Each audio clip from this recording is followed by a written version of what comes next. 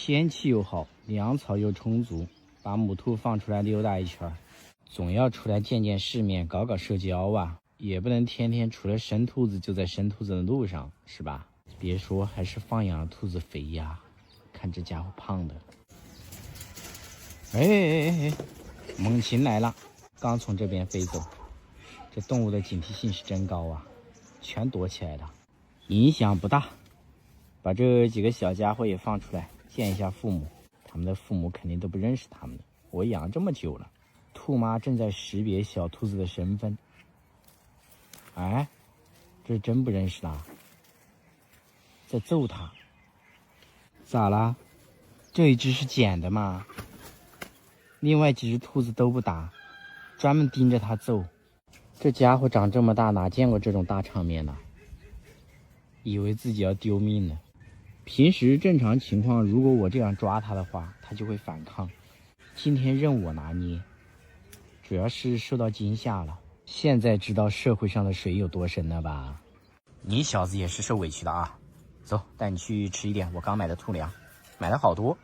最近我的口袋里也是富裕的，因为我那台20年雅阁车放瓜子卖了10万，瓜子比车商给的价高了10%。为啥卖这么高？因为我在瓜子卖给了个人，没有中间商低价收加价卖，被中间环节吃掉的钱回到了买卖双方的口袋里。听说买家也省了不少钱。你们如果要卖车，我强烈推荐瓜子，卖给个人价更高。完全没有恢复啊！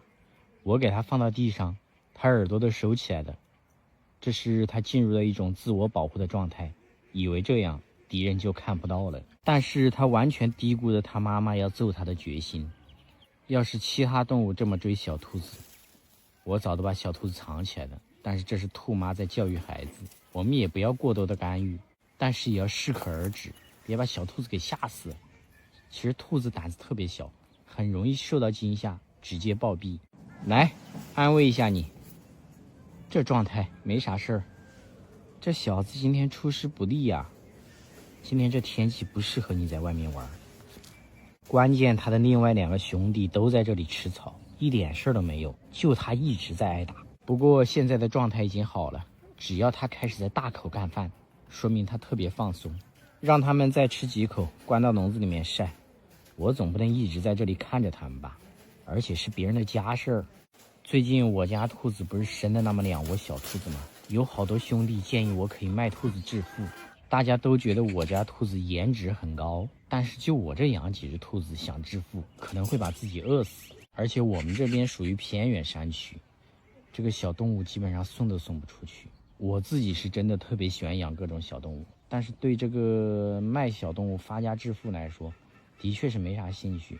我就这么几只兔子，每年都会让它们繁殖那么2窝，然后有附近兄弟要的话都会送给他们。其实好多粉丝都把地址给我发过来了，或者要买或者让我送的，没办法运输，只能说你自己过来拿，或者比较近的话我给你送过去，就这2种渠道。那些比较远的兄弟给我发信息的留地址的，我都没回消息，实在是太远了，没办法。前几天我给他们换窝的这一窝小兔子睁眼了，这只黑色的是真好看呢。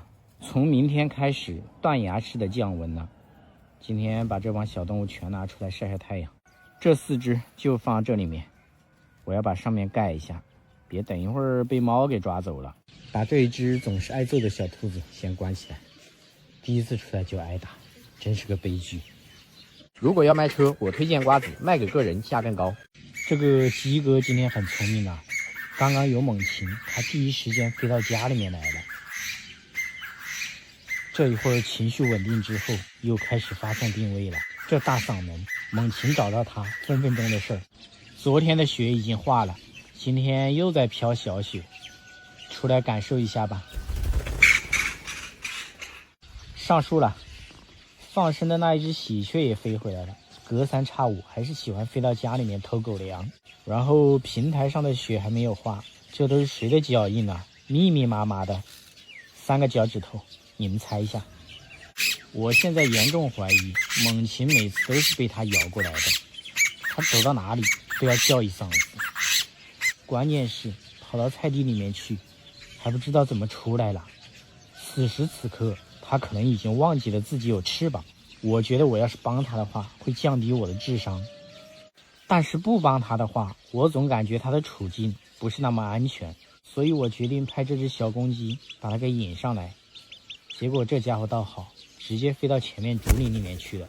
没有猫的前提下，它在那一片竹林，安全系数是满分。行吧，等一会儿给我发送定位了，我再去接它。先给这一只小鸡还有小鹌鹑搞点饲料吃一下。这几只小鹌鹑就不能放出来，飞行能力太强了。虽然说知道自己回来，但这玩意儿小猫抓它们太轻松了，所以说等一会儿还是要关起来。每天必须要看一下小兔子有没有越狱。还是这两个家伙没有让我失望。你们两个是跟自己的小命有仇吗？昨天和今天是最冷的2天，都在越狱。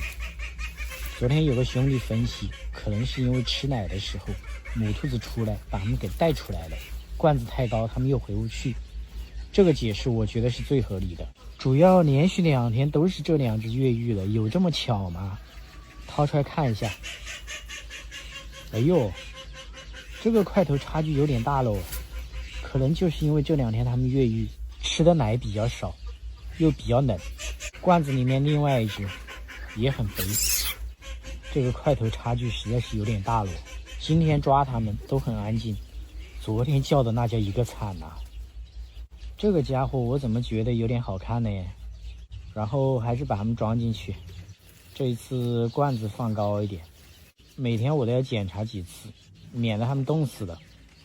雪好像又下大了，鸡哥还没回来嘞。这个兔子又在这儿打洞。小子，最好不要给我增加经济上的压力，免得我要吃兔肉。好冷呐，回家等鸡哥给我发送定位。我等了半个多小时，他都没有给我发送定位。结果我出来一看，不知道什么时候他自己从竹林里面出来了。今天的温度还是很低呀，冰还是这么厚。不要跑了啊，就在这附近玩吧。兔子闯进了鸭窝，看鸭妈妈多生气，生气的已经入魔了，眼睛都变红了。还有一个蛋还在外面呢。明天顺便过来检查一下蛋的受精率。这个兔子刚刚是被狗子追到猪圈里面来的，也很冤枉，还被揍了一顿。狗子还在这里等着我把小兔子给它送过去。最近这只小兔子天天和其他小动物一起玩，胆子现在是越混越大，我不担心它会被吓死。这一窝就这么2只了，自己养着吧。去看一下另外一个窝兔子，顺便给大家汇报一下情况。那几天下雪，这一窝小兔子天天跳出来，所以我每天都会查看。最终还是有一只小兔子因为想不开，自己跳出来冻死了。来看一下是哪一只。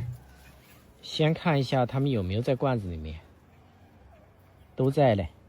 我准备给罐子开个洞，先把小兔子都抓出来，关到笼子里。这一只黑色的刚刚藏到哪里啊？我都没发现。有没有觉得还是黑色的最好看？完了，这个洞没开好哦，砸了一下，罐子裂了。其实我也预知了这种结局，我就想赌一下。正常人一般都会选择用电钻，这也说明他和我的缘分已经尽了。但是这几只小兔子和我的缘分不就开始了吗？家都没了，以后只能跟着我混。养了2只也是养，再加3只，它们住在一起，冬季更保暖。好像有20多天了，完全可以吃兔粮。这一只黑色的是真好看呐，养起来，顺便做一个窝还给兔妈，万一它还要繁殖嘞。这下面打的都是孔，防水的问题不就完美的解决了吗？而且为了让兔妈提前适应，把这个罐子盖在上面，这样它应该看不出来了。还是放在这个位置，是不是还是和以前一样？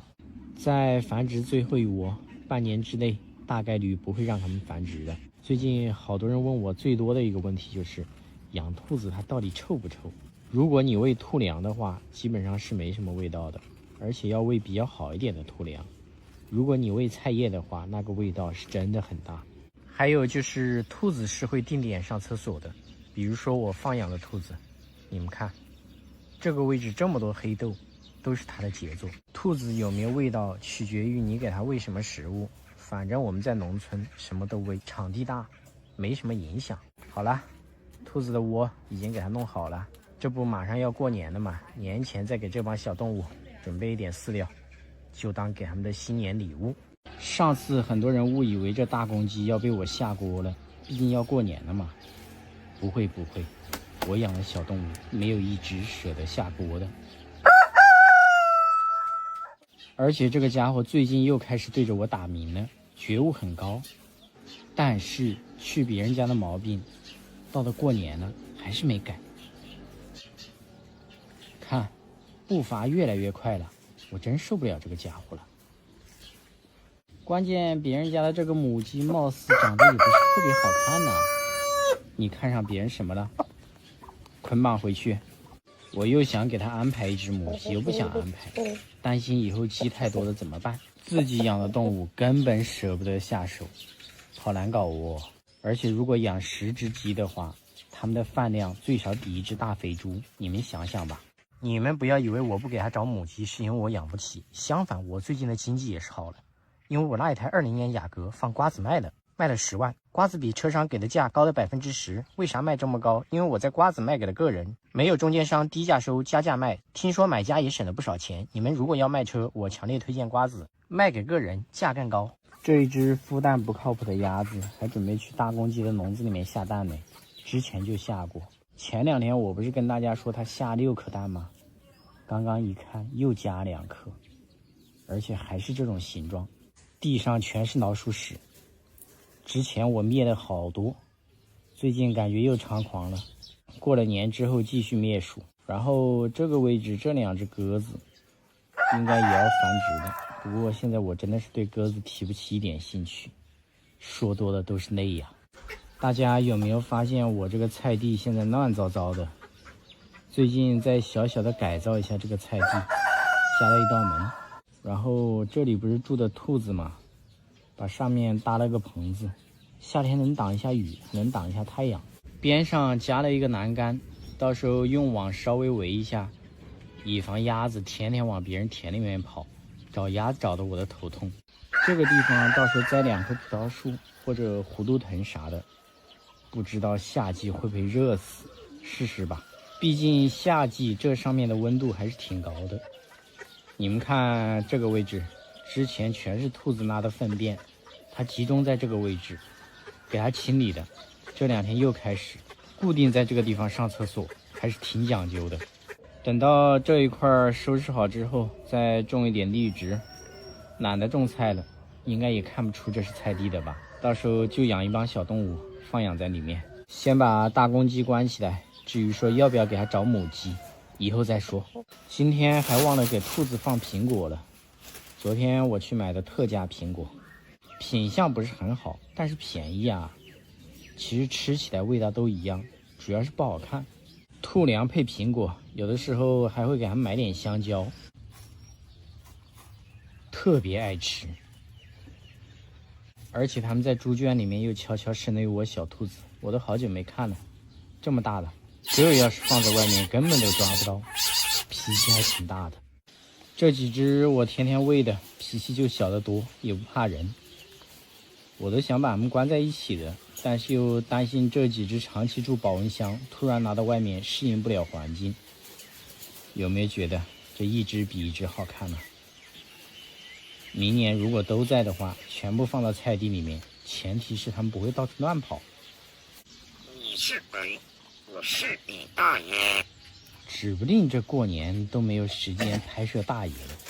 今天提前让大家听一下，因为越到年边越忙啊。这狗子就好，整天就是睡觉，然后到处玩，等一会儿就把它拴起来。我嫉妒它了。你这家伙在这转悠啥嘞？没把你关起来是吧？不要跳下去哦。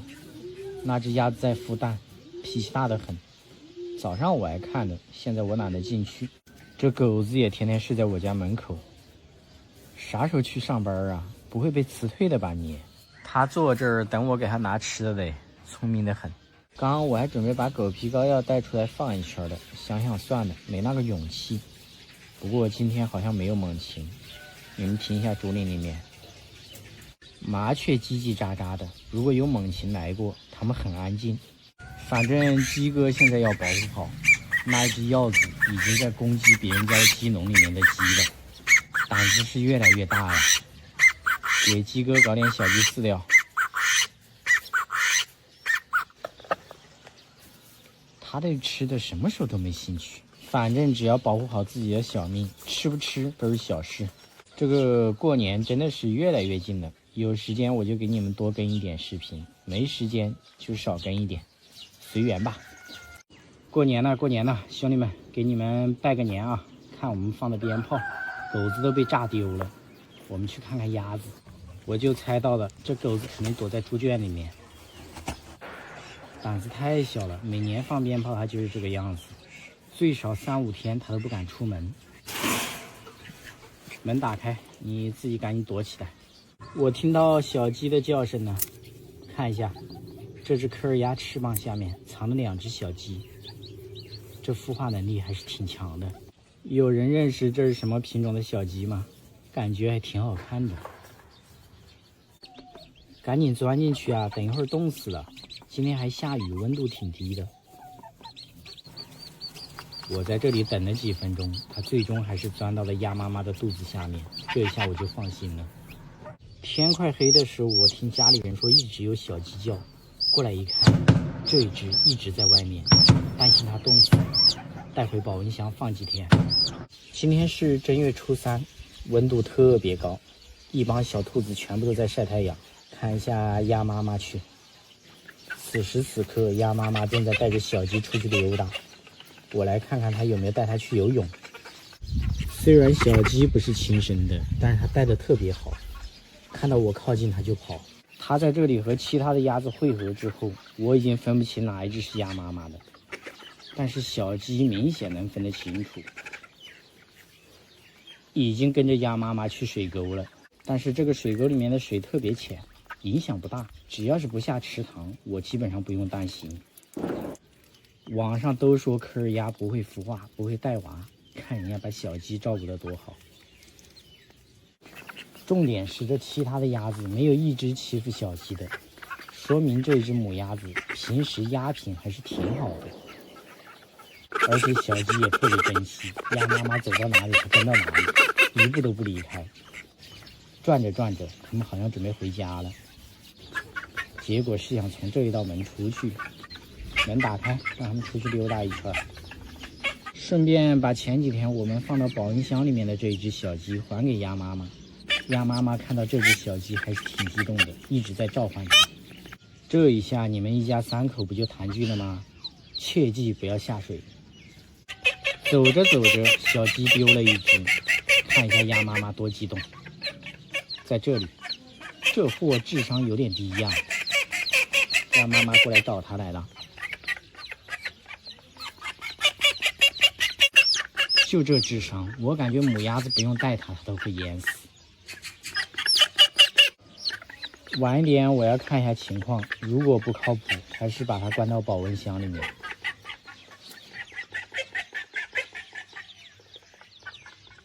鸭妈妈带它们溜达了一圈，就进猪圈了，然后就在这个位置孵化的，食物和水都很充足，问题应该不大。过了一会儿，我过来观察，发现这一只就在外面，不过问题不大，今天温度高。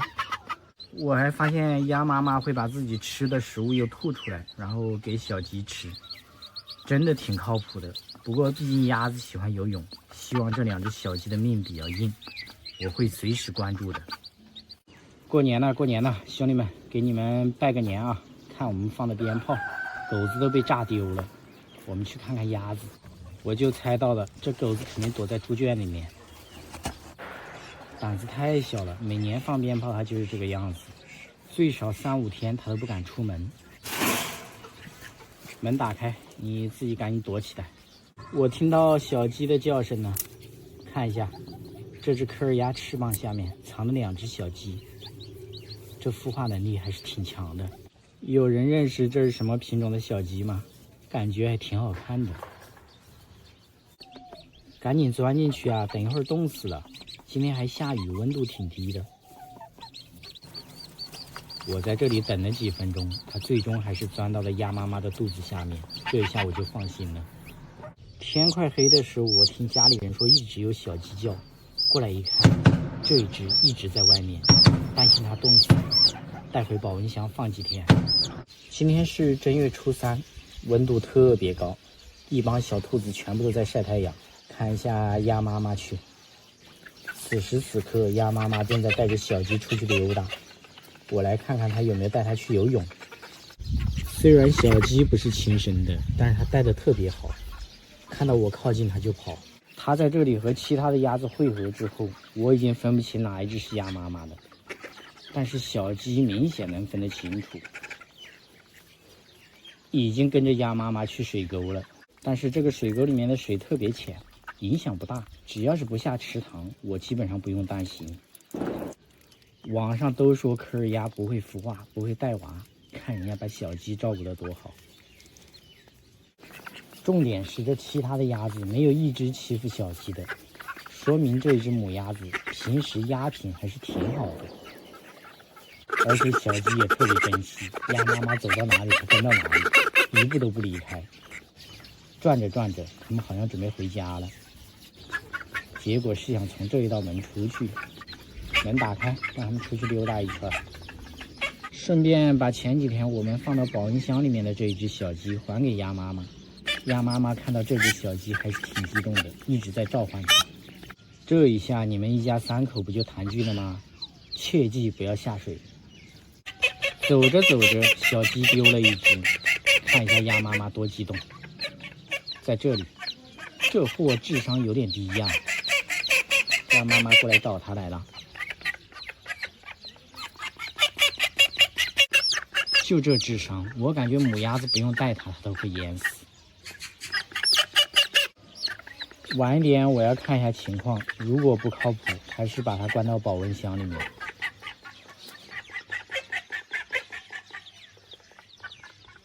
鸭妈妈带它们溜达了一圈，就进猪圈了，然后就在这个位置孵化的，食物和水都很充足，问题应该不大。过了一会儿，我过来观察，发现这一只就在外面，不过问题不大，今天温度高。我还发现鸭妈妈会把自己吃的食物又吐出来，然后给小鸡吃，真的挺靠谱的。不过毕竟鸭子喜欢游泳，希望这2只小鸡的命比较硬，我会随时关注的。我家这狗子过年被鞭炮给炸废了，现在只要一放鞭炮，它就钻到猪圈里去了，一大半的时间都是在猪圈里面度过的，被我从猪圈里面给扯出来了。过了这么多年还是没适应嘛。现在就等别人放鞭炮了，看一下它是从什么位置钻进去的。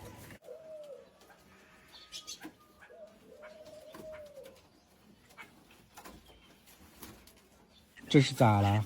觉得猪圈里面比较安全吗？关键是人家这一对鸽子天天在猪圈里面谈恋爱，这整得他们都不敢回家了。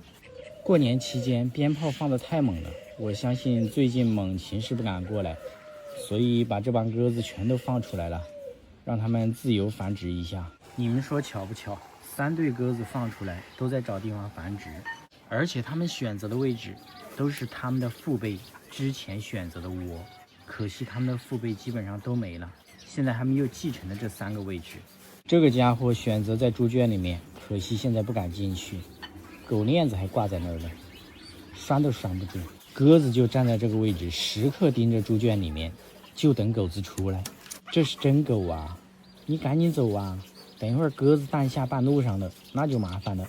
这个老鼠窝里面鸽子也在孵蛋，它之前就是在这里出生的，现在自己又在这里孵蛋。朋友送我的淑女鸽也放出来了，这2天好像也在孵化，它选择在鸽子老祖之前的位置。这家伙太好看了。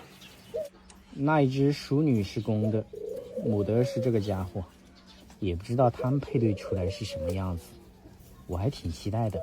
窝还是那个窝，可惜鸽子再也不是之前的鸽子了。安心孵化吧，希望少出一点意外。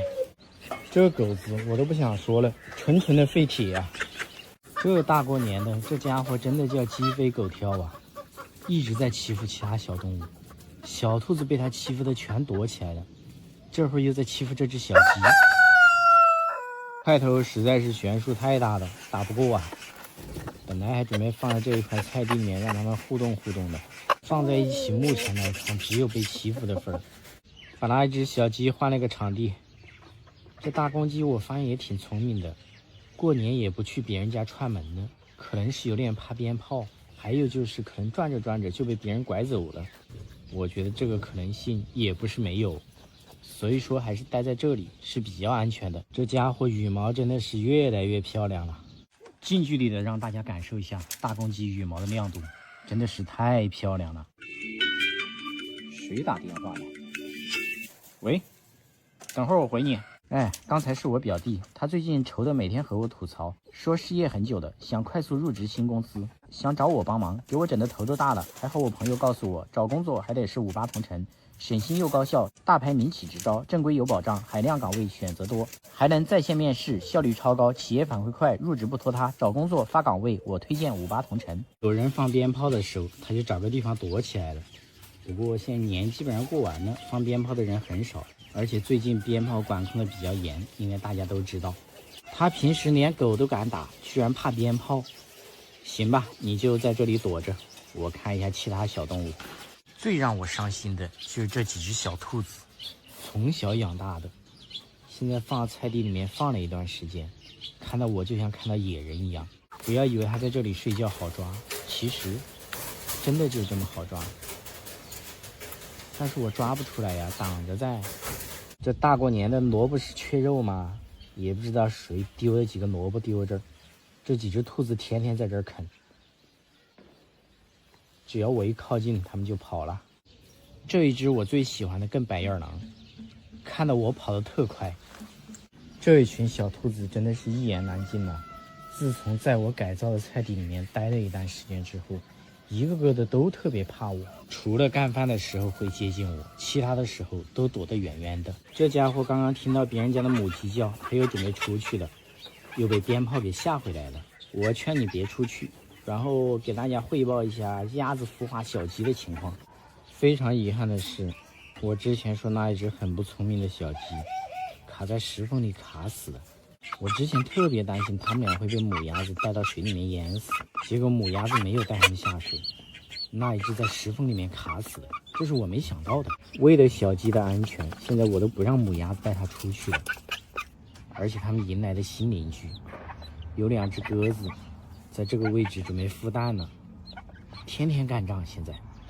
现在鸭子带小鸡出来玩，我全程跟着，每天它必须要来水沟里面喝点水。沟里面还有一个鸭蛋，也不受精，我现在都懒得捡了。这个位置还有一个已经破了，到处都是啊。搞一点水给这只母鸭子洗个澡。其实它平时是特别爱干净的，自从孵化这只小鸡以后，脏兮兮的，它再也没有下过池塘游泳。